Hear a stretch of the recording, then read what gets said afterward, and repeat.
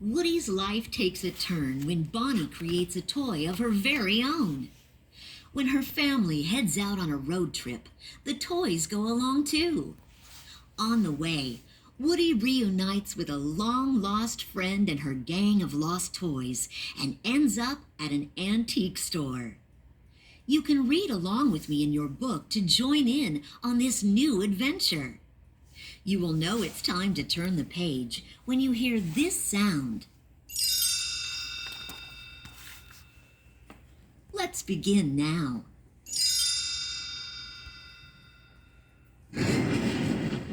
Lightning flashed across the sky as Andy ran into his room with an armful of toys. A huge thunderstorm had hit, and R.C. was still outside. When Andy went downstairs for dinner, Woody headed to Andy's sister's room to search for the lost toy from the windowsill. Bo! Situation? Woody explained that R.C. was trapped in the mud. Luckily, they had a plan. Operation Pull Toy! Slinky Dog stretched out his springy body as Woody scrambled down his back to rescue R.C. Moments later, though, Andy's mom came to get Bo and her sheep. Andy's sister Molly was giving them away. Woody snuck over to Bo as she stood in the cardboard box. He wanted to help her escape and take her back to Andy's room. But Bo was ready to go. Woody, I'm not Andy's toy. It's time for the next kid.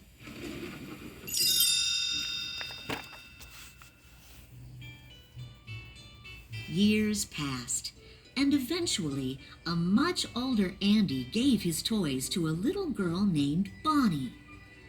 She loved them as much as Andy had, but things were different for Woody. He wasn't the favorite toy anymore. When Bonnie was ready for her first day of kindergarten, Woody still decided to go with her, just in case she needed him. At craft time, Bonnie got upset when a little boy took her art supplies. So Woody came to her rescue when her head was turned. He quickly gathered more supplies, including a spork from a wastebasket to cheer Bonnie up.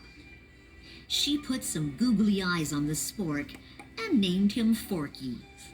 She even wrote her name on the bottom of his foot, just as she had with Woody. By the end of the day, Bonnie decided to take him home. We got this kindergarten thing under control, eh? I can't believe talking to a spork. But suddenly, Forky sat up.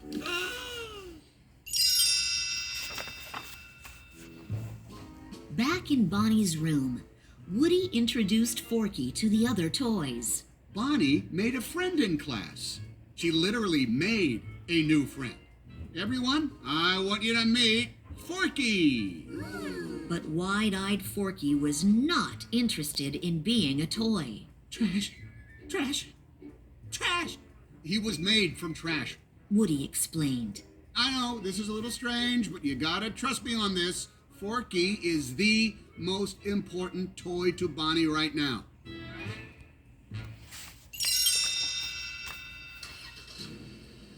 The next morning, Bonnie and her family were going on a road trip.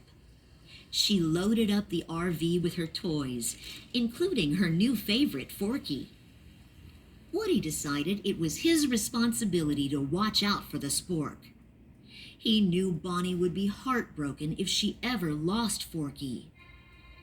But one evening, Buzz Lightyear broke the news to Woody that Forky was climbing out of the moving RV. Oh no. Forky, Forky! I am not a toy. I'm a spork. The plastic utensil jumped out the window. Woody knew what he had to do. He had to follow him.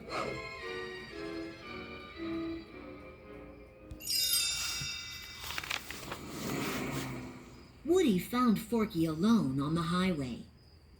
Thankfully, he was fine, but they had to walk the rest of the way to the Grand Basin RV Park, where Bonnie and her family were staying. They were almost there when Woody spotted Bo Peep's lamp in a store window. Bo? The antique shop was closed, but Woody and Forky slipped through the mail slot to investigate. Inside, they met a doll in a stroller being pushed by a ventriloquist dummy. Woody apologized for bothering them. Why, you're not a bother at all. We were just out for my early morning stroll. And look, we met you. My name is Gabby Gabby, and this is my very good friend, Vincent. Oh, Woody, pleasure to meet you. This is Forky. But Gabby Gabby wasn't all that interested in Forky. Instead, she pointed at the voice box sewn into Woody's chest. You have what I need. Right inside there.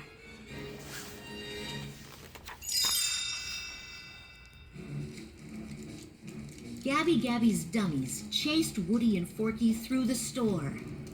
Luckily, Harmony, the store owner's granddaughter, came in, and Woody saw his chance to escape. He pulled his string, stopping the dummies in their tracks. Harmony saw Woody and scooped him up, taking him outside to the playground. While Woody was glad he had escaped, he knew he needed to go back to get Forky. Just then, a busload of campers overran the playground. Woody climbed into a sandbox to hide, but it was crowded with lost toys that couldn't wait to be played with. In the middle of the mayhem, Woody saw Bo Peep and her sheep being played with by another kid. Whoa!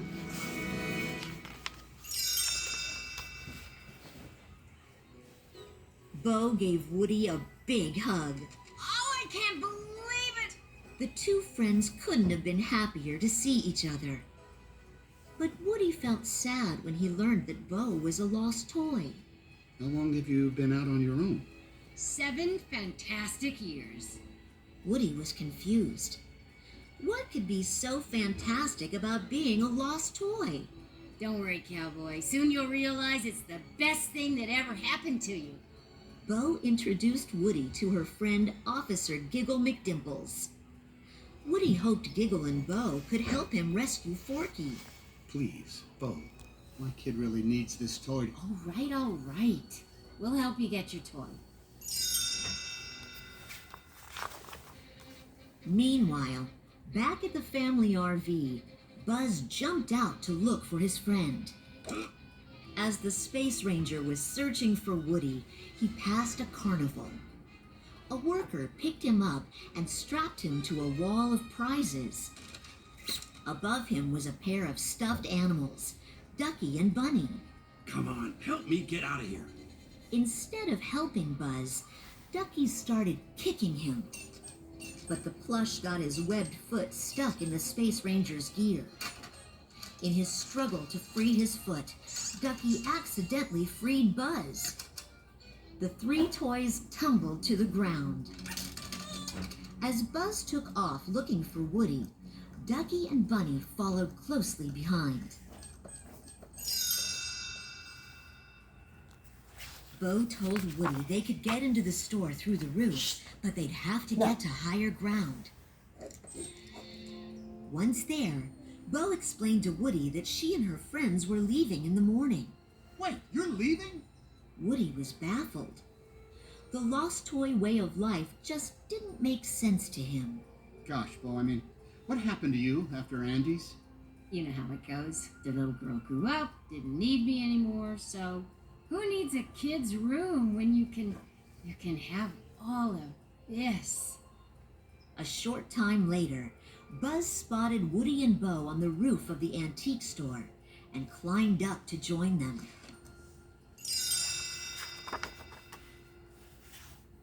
Bo knew that rescuing Forky would be tricky. Everyone would have to work together. The group snuck through the store, behind bookcases and shelves. Bo pointed to a glass cabinet across the way. That's most likely where your Forky is being kept. Getting to it meant crossing a wide aisle that was patrolled by Dragon, the shop's tough-looking cat. Just then, Bonnie and her mom walked in. Woody had to get Forky fast. He ran across the aisle and climbed up to the cabinet, but it was locked. Gabby Gabby's dummies surrounded the toys. Bo and her sheep fought them off, but they captured Bo's sheep too. Now Gabby Gabby had Forky and the sheep. What did I say to you? I lead, you follow.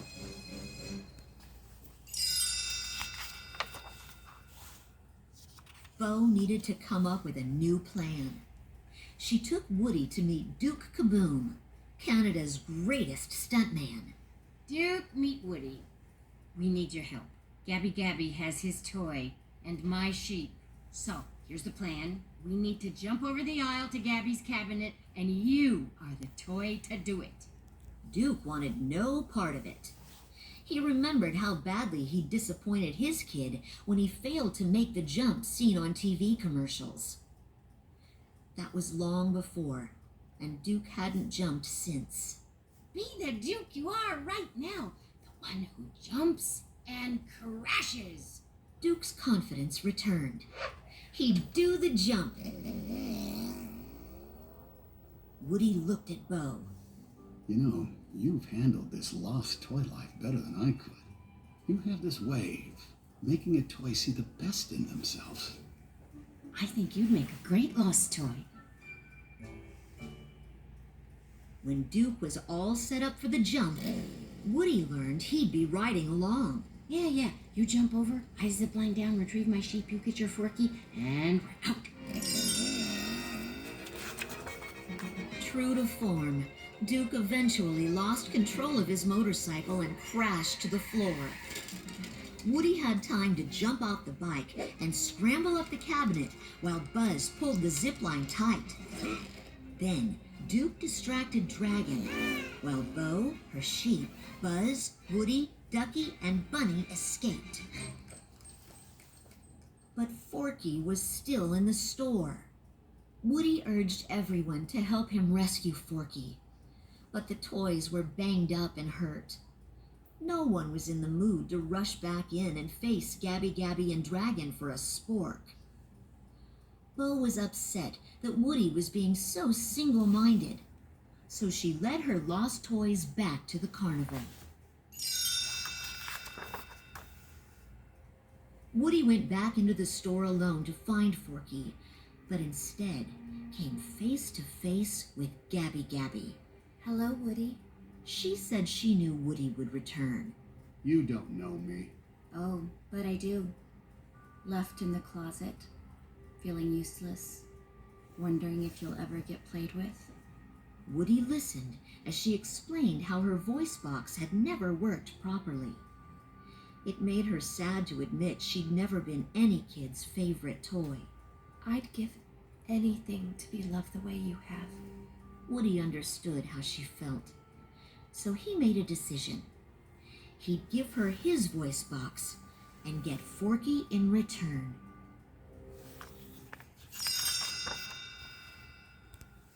Woody's voice box was a perfect match for Gabby Gabby's record. Woody was excited for her. This might be her chance to find a kid to love. He could hear sounds of children playing outside. One of those voices out there is your kid. We just have to find him. Gabby Gabby wanted to believe Woody, but she'd been alone so long, she wasn't sure any kid could love her.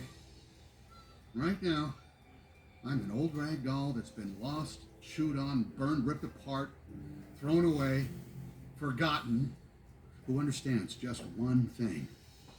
I was made to help a child. Any child. So Woody encouraged her to be who she was right then, too. Bo heard what Woody said, and she was so proud of her friend. All the toys came together to help a little girl find Gabby Gabby. She finally had a kid to love.